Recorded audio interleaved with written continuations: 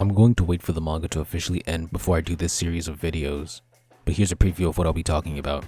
Kenjaku, one of the two main villains, went out with a whimper. His domain was never shown.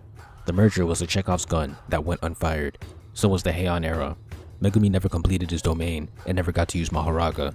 Hakari vs Urame was mostly off screen. Several characters lacked backstories that could have fleshed out their characters, like Yuji and Todo. Several characters lack values that define them and are tested in interesting ways. The quantity of good character arcs is very questionable.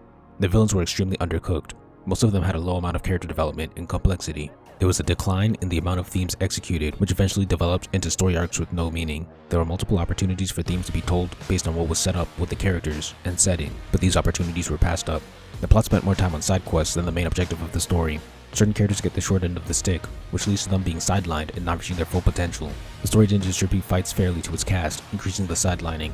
The creativity behind the plots of the arcs were lacking. Many arcs lacked a clear third act to add depth to the plot. Certain events aren't given the proper amount of spotlight for how important they're supposed to be. The plot would make up new rules on the spot, especially with binding vows. The setting had a top-tier power system that never reached its full potential. Some characters that could have gotten domains didn't.